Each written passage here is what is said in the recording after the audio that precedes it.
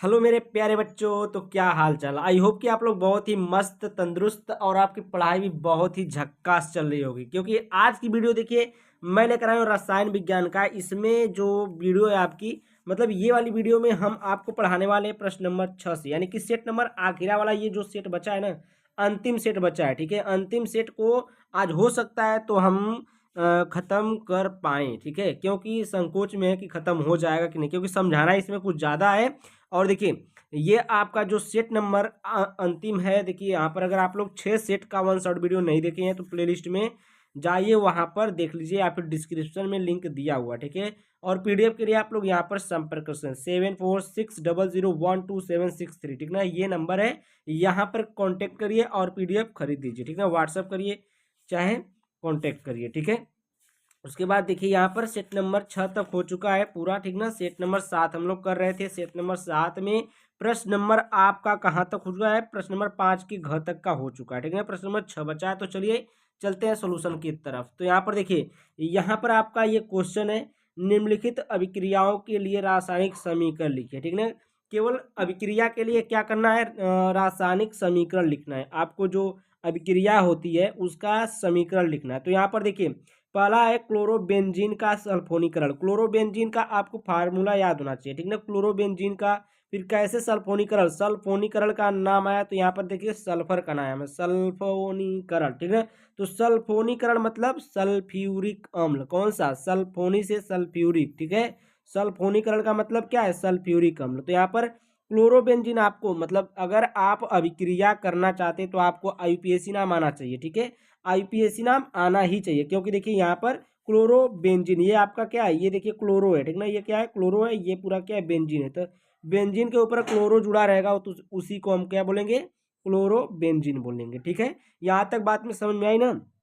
अब यहाँ पर देखिए, सल्फोनीकरण का है तो सल्फ्यूरिक अम्ल ले लेंगे। और यहाँ पर जब हम लोग इसको क्या करेंगे, एस यहाँ पर देखिए जोड़ेंगे, इसको क्या करेंगे? यहाँ पर जोड़ेंगे। ठीक ना, ये हमेशा कहाँ पर जाकर जुड़ता है?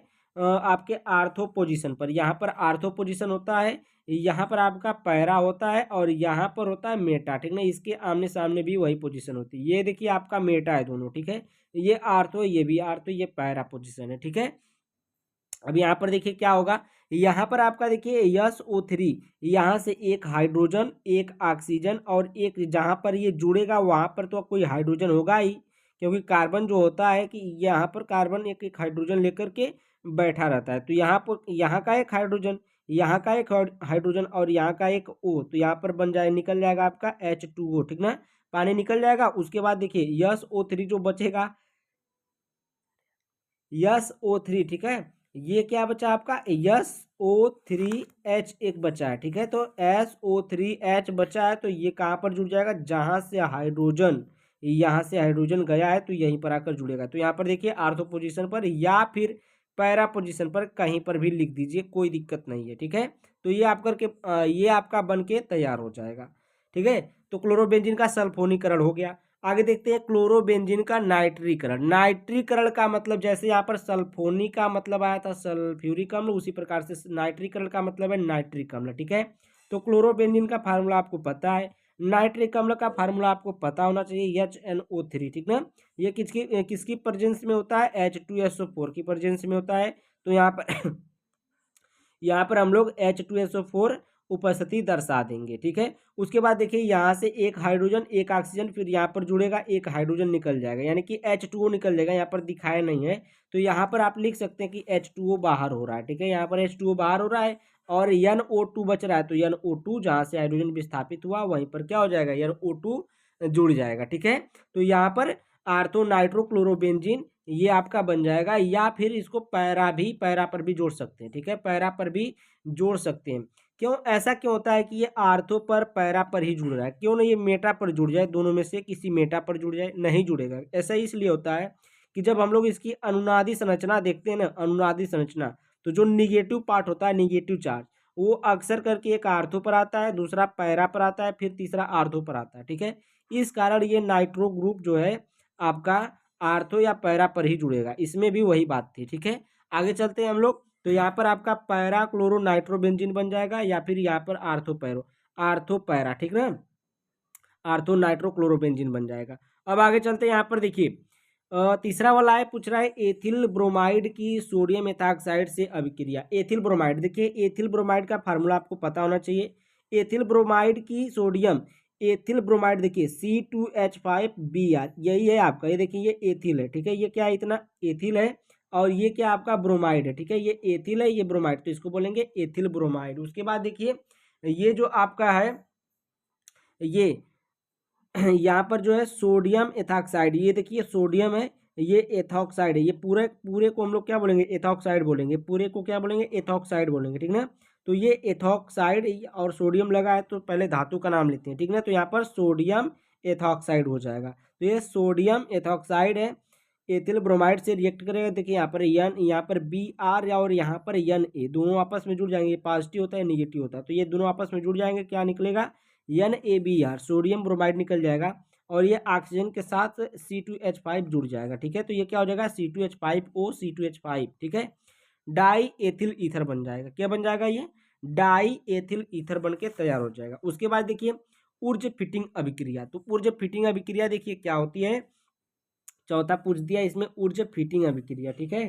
तो यहाँ पर देखिए क्लोरोबेंजीन लेना है आपको। ऊर्ज फिटिंग अभिक्रिया में क्लोरोबेंजीन होता है, डबल सोडियम होता है, यानी कि सोडियम के 2 अणु होते हैं, और यहाँ पर CH3Cl होता है, यानी कि मेथिल क्लोराइड होता है। ये क्या है आपका, मेथिल क्लोराइड है, ठीक ना। यहाँ पर मैं लिख दे रहा हूँ मेथिल, मेथाइल कहिए चाहे मेथिल कहिए, ठीक है, बात एक ही, मेथिल क्लोराइड, ये आपका मेथिल क्लोराइड है, ये आपका सोडियम है, ठीक है, ये आपका सोडियम है। इंग्लिश में लिख रहे हैं आप लोग, हिंदी में भी लिख सकते हैं इसको। तो यहाँ पर जब ये क्लोरोबेंजीन से रिएक्ट करते हैं तो एक गो सोडियम इसके साथ बाहर आ जाता है, ठीक है। तो एक सोडियम नहीं, ये क्लोरीन और ये क्लोरीन, एक सोडियम से बाहर आ जाते हैं, यानी कि देखिए यहाँ पर 2NaCl निकल जाएगा, जो आपका CH3 बचेगा इसी की जगह पर आकर जुड़ जाएगा, तो CH3 ये आपका टालुइन बन जाता है। इसका नाम क्या होता है, टालुइन होता है, ठीक ना, टालुइन, इसको ना भूलिएगा, ये आता है टालुइन। आगे देखिए यहाँ पर फिटिंग अभिक्रिया है। फिटिंग अभिक्रिया क्या होती है, देखिए यहाँ पर आपका कोई ये क्लोरो हेलोबेंजीन है, ठीक ना, या जैसे क्लोरोबेंजीन होता है ना, उसी प्रकार से हेलोबेंजीन है। हेलोबेंजीन का मतलब यहाँ पर कोई क्लोरीन ब्रोमीन आयोडीन आकर जुड़ सकता है, तो इसको बोलेंगे हम लोग हेलोबेंजीन। यहाँ पर अगर एग्जाम्पल ले लें क्लोरीन का तो भी सही है, क्लोरीन ले लेंगे तो क्लोरोबेंजीन हो जाएगा।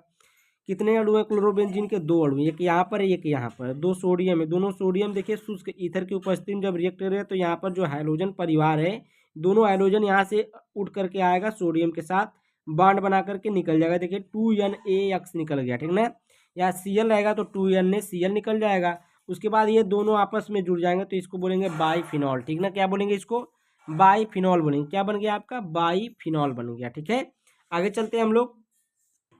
अब देखिए यहाँ पर आ गया प्रश्न नंबर क का अथवा वाला। तो यहाँ पर देखिए प्रश्न नंबर क का अथवा क्या कह रहा है, ये है क्लोरोबेंजीन का उदाहरण देते हुए समझाइए कि इलेक्ट्रॉन रागी एरोमेटिक प्रतिस्थापन अभिक्रियाओं में क्लोरीन आर्थो तथा पैरा निर्देशक है, ठीक है, ये आपको समझाना है। तो यहाँ पर देखिए एरोमेटिक एरोमेटिक इलेक्ट्रॉन रागी अभिक्रियाओं में क्लोरीन आर्थो तथा पैरा निर्देशक होते हैं, क्योंकि क्लोरीन परमाणु में अतिरिक्त इलेक्ट्रॉनों की जोड़ी होती है, ठीक ना। जो क्लोरीन होते हैं इनके देखिए यहाँ पर एग्जांपल हम लिए हैं, यहाँ पर देखिए ये जो होते हैं ना, ये इलेक्ट्रॉन इनके अतिरिक्त जोड़ी है, ये देखिए 2 इलेक्ट्रॉन है, ठीक है, ये अतिरिक्त जोड़ी होती है इनकी, जिससे ये आर्थो एवं पैरा स्थितियों पर इलेक्ट्रॉन के घनत्व को बढ़ा देते हैं, ठीक ना। जिससे ये क्या करते हैं कि पैरा और आर्थो की स्थितियों पर क्या करते हैं, इलेक्ट्रॉन के घनत्व के क्या करते हैं, बढ़ा देते हैं, ठीक ना। आर्थो तथा पैरा स्थितियों पर इलेक्ट्रॉन के घनत्व में वृद्धि के कारण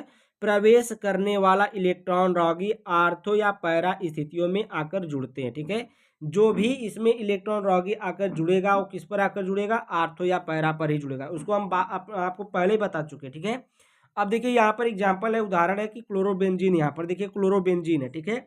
क्लोरोबेंजीन पर कितना लोन पेयर होता है, 3 लोन पेयर होता है, ये देखिए 1 2 3, ठीक ना, यानी कि जितने इलेक्ट्रॉन होंगे उनके जोड़े जितने होंगे, यहाँ पर देखिए एक जोड़ा इलेक्ट्रॉन, यहाँ पर एक जोड़ा इलेक्ट्रॉन, यानी कितना, 3 जोड़ा इलेक्ट्रॉन, यानी कि कितना हो गया यहाँ पर, तो 3, ठीक ना, 3 लोन पेयर हो गए, तो 3 लोन पेयर हैं। अब देखिए बेंजीन पर जुड़ा है तो बेंजीन में बांड भी होता है, तो एक बांड यहाँ पर, एक बांड यहाँ पर, एक बांड यहाँ पर, तो यहाँ पर से एक लोन पेयर आएगा, इसके साथ बांड बनाएगा, जब इसके साथ नहीं, इसके साथ बांड बनाएगा, ठीक है। ये गलत हो गया थोड़ा सा, ये देखिए इसके साथ आएगा, बांड बनाएगा, ठीक है।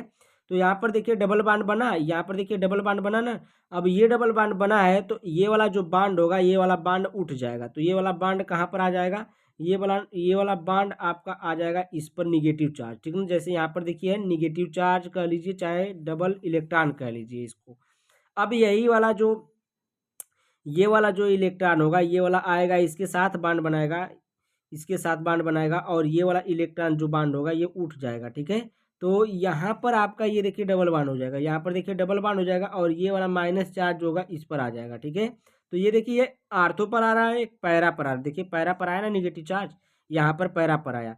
अब देखिए यही वाला क्या करेगा, यहाँ पर बांड बनाएगा, और यहाँ वाला बांड जो होगा ये उठकर इस पर आएगा, ठीक है। तो ये वाला देखिए यहाँ पर बांड बना लिया, यहाँ पर बांड बना। अब ये वाला जो बांड होगा ये उठ करके इस पर आ जाएगा। तो इस पर आने का मतलब ये है कि यहाँ पर निगेटिव चार्ज आएगा, ठीक है। तो निगेटिव चार्ज आ गया तो निगेटिव चार्ज जो आएगा ये भी आर्थो पर आएगा। तो ये आर्थो पर आया, ये पैरा पर आया, ये भी आर्थो पर आया। तो यही कारण है कि जो भी इलेक्ट्रॉन रागी जुड़ते हैं तो कहाँ पर जुड़ते हैं, आर्थो पैरा पर ही जुड़ते हैं, ठीक है। उसके बाद देखिए यहाँ पर एक और एग्जाम्पल यहाँ पर है कि ये क्लोरोबेंजीन है, फिर नाइट्रिक अम्ल लिए हैं, इसकी उपस्थिति है H2SO4, ये आप पीछे भी देख चुके हैं इसको, ठीक ना। तो यहाँ पर जब ये क्या करते हैं, जब रिएक्ट करते हैं तो यहाँ पर से H2O निकलता है, ठीक ना। एक हाइड्रोजन यहाँ से, एक ऑक्सीजन, और एक हाइड्रोजन यहाँ से, दो हाइड्रोजन और एक ऑक्सीजन, यानी कि H2O बाहर निकलेगा। उसके बाद NO2 बचेगा, ठीक ना, NO2 बचेगा। तो NO2 यहाँ पर आर्थो पोजीशन या पैरा पोजीशन पर जुड़ जाएगा। तो यहाँ पर आर्थो नाइट्रोक्लोरोबेंजीन कहेंगे, अब पैरा पर जुड़ाएगा तब पैरा नाइट्रोक्लोरोबेंजीन कहेंगे, ठीक है। बात समझ में आ रही है यहाँ तक। आगे चले हम लोग यहाँ पर देखिए दूसरी पॉइंट है आपकी, प्रश्न नंबर 6 के क का अथवा का दूसरा है। इसमें कह रहा है फ्रियान तथा डीडीटी के उपयोगों तथा पर्यावरण पर इनके प्रभावों पर एक संक्षिप्त टिप्पणी लिखिए, ठीक ना। तो एक संक्षिप्त टिप्पणी लिखना है इनके उपयोगों तथा पर्यावरण के प्रभावों पर। तो यहाँ पर देखिए फ्रियान, पहला फ्रियान का देखिए लिख लें। फ्रियान का इस्तेमाल एरोसोल, प्रोपल्सन, प्रशीतक और वायु शीतलन में किया जाता है, ठीक ना। ये देखिए फ्रियान का इस्तेमाल कहाँ किया जाता है, एरोसोल में किया जाता है, प्रोपल्सन में किया जाता है, और प्रशीतक के रूप में किया जाता है। प्रशीतक का मतलब आग बुझाने के लिए, ठीक ठीक ना। और शीतलन में ठंडा के लिए किया जाता है। हालांकि यह वायुमंडल में ओजोन परत को नष्ट करता है। जो आपका ये फ्रियान होता है ये क्या करता है, ओजोन परत को नष्ट करता है। जो ओजोन परत हमें पराबैंगनी किरणों से बचा रही है, ठीक है। पराबैंगनी किरण को अगर ये ओजोन परत नहीं रोकता ना तो कितने लोगों को एक चमड़ी वाला कैंसर हो गया होता, ठीक है। और सभी लोग उसी से मरते ज़्यादातर। अब ये जो आपका फ्रियान है ये क्या करता है, ओजोन परत को नष्ट करता है। ओजोन परत हमारे लिए बहुत ज़्यादा लाभदायक होती है, जो कि पराबैंगनी किरणों से हमें बचाती है, ठीक ना। फ्रियान गैसों के संपर्क में आने से व्यक्ति की एकाग्रता और समन्वय खो सकता है, ठीक ना। अगर ये फ्रियान गैस अगर किसी व्यक्ति के संपर्क में आ गई बहुत ज़्यादा मात्रा में, तो वो व्यक्ति जो होती है उसकी एकाग्रता और समन्वय दोनों खो सकता है, ठीक है। आगे चलते हैं। देखिए फ्रियान बहुत ही हानिकारक है। अब आगे देखिए डीडीटी। डीडीटी क्या है, देखिए डीडीटी का इस्तेमाल कीटनाशक के रूप में किया जाता है। यह मक्खी, मच्छर, कीड़े मकीड़े, शलभ और कृषि पीड़कों को मारने के लिए इस्तेमाल किया जाता है, ठीक है। जो डीडीटी है एक आप मान लीजिए तो ये एक प्रकार की जहरीली दवा है, ठीक है। क्या है, जहरीली दवा है। जब किसी भी चीज़ का कीटनाशक के रूप में अगर उपयोग किया जा रहा है तो समझ लीजिए कि वो क्या है, एक जहरीली दवा है, ठीक है। इसमें क्या होता है, मक्खी को मारा जाता है, इससे मच्छर को, कीड़े मकोड़े को मारा जाता है, ठीक है। और कृषि में जो कृषक होते हैं यो लोग भी अपना क्या करते हैं, खेतों में उपयोग करते हैं, ठीक है। अब आगे देखिए यहाँ पर इसके पर्यावरणीय प्रभावों के कारण इसका इस्तेमाल कम करना पड़ा, यानी कि इसका इस्तेमाल बहुत ही कम हो गया। डीडीटी का इस्तेमाल बहुत ही कम हो गया है, क्योंकि इसका जो प्रभाव था पर्यावरण पर बहुत ज़्यादा पड़ता था। जैसे कि यहाँ पर फ्रियान का पड़ता है ना, उसी प्रकार से इसका भी प्रभाव पड़ता था। तो हम लोग आगे चलते हैं नेक्स्ट पेज पर। अब देखिए यहाँ पर डीडीटी का पर्यावरणीय प्रभाव, देखिए इसका पर्यावरणीय प्रभाव क्या है। तो पहला देखिए, पहली पॉइंट है, यह मधुमक्खियों जैसे लाभकारी कीड़ों को मार सकता है, ठीक ना। जो डीडीटी होता है इसमें मधुमक्खी अगर इसके संपर्क में आते हैं तो क्या होता है, मधुमक्खी इसके संपर्क में आने पर मर जाते हैं, ठीक है। दूसरी पॉइंट है, यह हानिकारक कीड़ों के विकास को बढ़ावा दे सकता है। जो डीडीटी होता है यह हानिकारक जो कीड़े होते हैं इनको भी क्या करता है, विकास के लिए बढ़ावा दे सकता है, ठीक ना। तीसरी पॉइंट है, डीडीटी के दीर्घकालिक संपर्क से प्रजनन क्षमता और भ्रूण पर असर पड़ सकता है, यानी कि मनुष्य या फिर कोई जानवर है उसके प्रजनन क्षमता पर असर पड़ सकता है, ठीक है। और चौथी पॉइंट है, जो माताएं अप्रत्यक्ष रूप से डीडीटी के संपर्क में आती हैं उनके गर्भपात होने की संभावना अधिक होती है, यानी कि जो माताएं अगर गर्भ से कोई महिला है अगर वो डीडीटी के संपर्क में आ जाती है तो उसका गर्भपात हो सकता है, यानी कि बच्चा खराब हो सकता है। आगे चलते हैं, देखिए हम लोग फ्रीयान का पर्यावरणीय प्रभाव देखते हैं। फ्रीयान का पर्यावरणीय प्रभाव क्या है, देखिए फ्रीयान को सबसे ज़्यादा पर्यावरण प्रदूषण फैलाने वाले तत्वों में से एक माना जाता है, क्योंकि ये क्या करता है, पराबैंगनी किरण जो होता है वो उसको जो आपका वो ओजोन परत है उसको नष्ट करता है, और उससे क्या होगा, पराबैंगनी किरण आ जाएगी हम लोगों के पास, ठीक है, हम लोगों तक आ सकती है। और जब हम लोग तक आएगी तो हम लोग को क्या होगा, उससे बहुत ज़्यादा बीमारियां होगी, जैसे कि चर्म कैंसर होगा, ठीक है। जैसे ही यह हवा में से गुजरता है इसमें मौजूद रासायनिक यौगिक ओजोन परत को नष्ट कर देते हैं, ठीक है, क्या कर देते हैं, नष्ट कर देते हैं। इसकी कमी से पृथ्वी की सतह पर पहुंचने वाली पराबैंगनी विकिरण की मात्रा बढ़ जाती है, ठीक ना। किसकी, अभी हम बताएं, पराबैंगनिक जो विकिरण होती है उसकी मात्रा क्या होती है, बढ़ जाती है, ठीक है, जिससे लोगों के स्वास्थ्य को गंभीर जोखिम होता है। इससे क्या होता है, लोगों के जो स्वास्थ्य होता है, जो हेल्थी होते हैं उनको क्या होता है, गंभीर जोखिम होता है, ठीक है, यानी कि खतरा हो सकता है। उसके बाद देखिए प्रश्न नंबर 6 का ख है।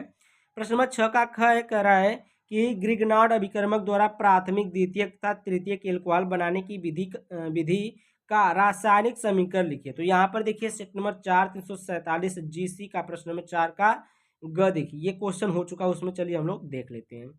अब ये देखिए प्रश्न नंबर 4 का ग देखिए सेट नंबर 4 में पूछा गया क्वेश्चन है, ग्रिग्नार्ड अभिकर्मक की सहायता से प्राथमिक द्वितीयक तथा तृतीयक एल्कोहल प्राप्त करने का रासायनिक समीकरण लिखिए। तो यहाँ पर से हम लोग थोड़ा सा फास्ट चलेंगे। देखिए यहाँ पर फार्मेल्डिहाइड आपको लेना है, क्या लेना है, फार्मेल्डिहाइड लेना है, ठीक ना। फार्मेल्डिहाइड की पहचान कैसे करेंगे, HCHO रहेगा, HCHO फार्मेल्डिहाइड कहलाता है। ये ग्रिग्नार्ड अभिकर्मक बी।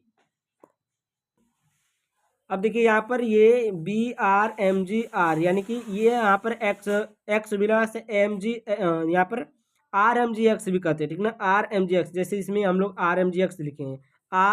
आर का मतलब होता है मेथिल, ठीक ना, कोई भी कार्बन का मेथिल ग्रुप है, एथिल ग्रुप हो सकता है, ठीक है। ये Mg है और ये BR है। एक्स का मतलब होता है कोई भी हाइड्रोजन परिवार का एक ग्रुप हो सकता है, ठीक है, जैसे ग्रुप का मेंबर हो सकता है, जैसे BR है, क्लोरीन है, ब्रोमीन है, आयोडीन है, ठीक ना, फ्लोरीन है, इस प्रकार से।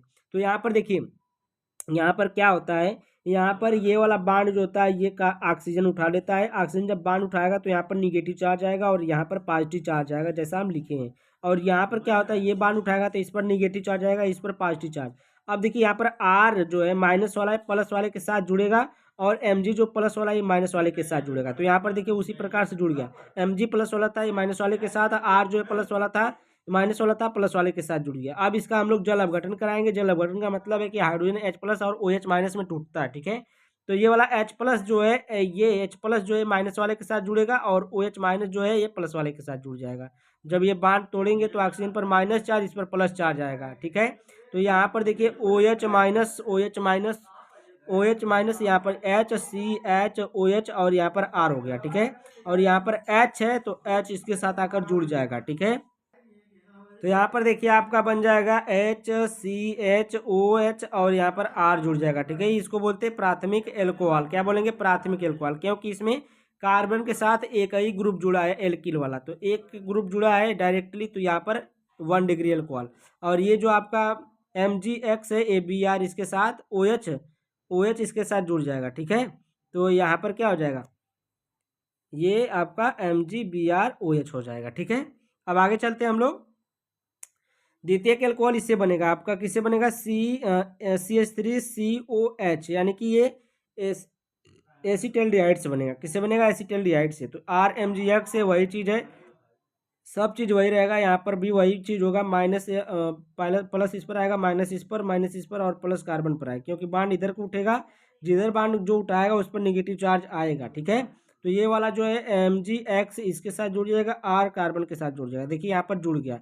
अब हम इसका जल अपघटन कराएंगे, H2O से क्रिया कराएंगे तो H प्लस OH माइनस से आकर, देखिए OH माइनस आकर के इसके साथ जुड़ेगा और H प्लस आकर के ऑक्सीजन के साथ जुड़ेगा। तो यहाँ पर देखिए CH3 CHOH और R, ये देखिए जुड़ गया। ठीक है, R जुड़ा है और इसके साथ हाइड्रोजन जुड़ा है। तो यहाँ पर एल्कोहल ग्रुप जुड़ा है। एल्कोहल ग्रुप का मतलब है यहाँ पर एक कार्बन, ये कार्बन के साथ दो एल्किल ग्रुप है, एक CH3 है, यहाँ पर भी CH3 रख सकते हैं। ठीक है, तो इसको बोलेंगे हम लोग द्वितीयक एल्कोहल बन गया। ठीक है, उसके बाद ये MgOX से ये बाहर निकल जाएगा।